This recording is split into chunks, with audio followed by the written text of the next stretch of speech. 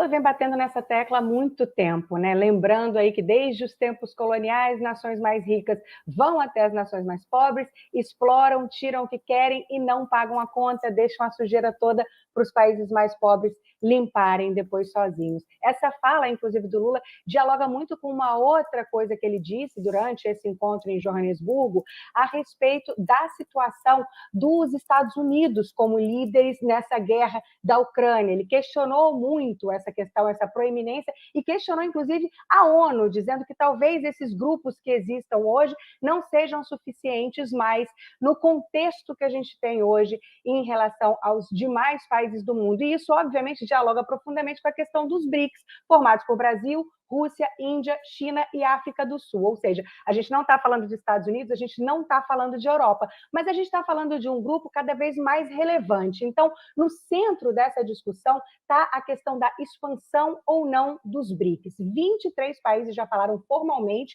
que querem se tornar membros dos BRICS, mas cerca de 40 já deixaram claro aí que têm interesse, que topariam. E a China defendeu muito essa ideia. O Xi Jinping falou claramente sobre isso. A gente também viu o Putin falar sobre a guerra na Ucrânia, criticando os Estados Unidos. Então, acho que essa fala do Lula aí, ao lado dessas duas outras falas do Xi Jinping e do Putin, que inclusive participou online, mas que questionaram muito a questão dessa presença quase solene, uniforme dos Estados Unidos em todos os países do mundo, é muito perto a isso, dialoga muito o que o Putin e o Xi Jinping falaram com o que o Lula falou. É hora de a gente chamar para a gente a responsabilidade. Então, a gente está vendo aí países que se sentem muito empoderados, querendo ir para cima e falar, eu acho que a gente é tão relevante quanto esses grupos, e eles são mesmo, não só em termos de poder, mas em termos de PIB. Eles já têm um PIB somado que se assemelha muito ao PIB, por exemplo, do G7.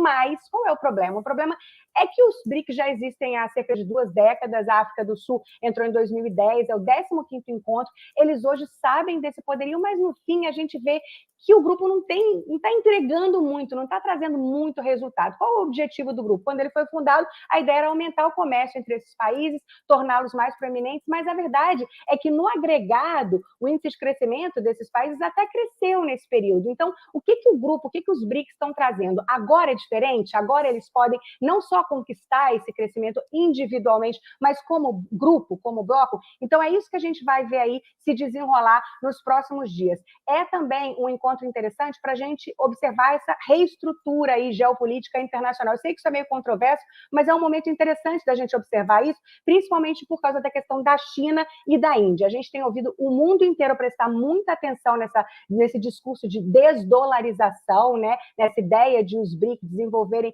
uma moeda própria. A gente não sabe se isso seria uma nova moeda, se seria a adoção da moeda mais poderosa entre os países participantes, mas China e Índia não concordam em praticamente nada. A gente vê aí o presidente da China indo no começo, da Índia no fim do encontro. Se eles concordassem, essa possibilidade de desdolarização seria mais palpável. E aí a gente volta novamente ao Lula, para ver qual vai ser a capacidade aí do líder brasileiro de trabalhar mais uma vez como mediador. A gente sabe que muitas vezes os conflitos todos acabam na mão do Lula como diplomata, como mediador. Vamos ver se ele vai ter interesse e habilidade para também tocar nisso, quando o que ele está falando, na verdade, é uma coisa muito mais ampla sobre essa estrutura geopolítica internacional independente dos Estados Unidos e das nações mais ricas.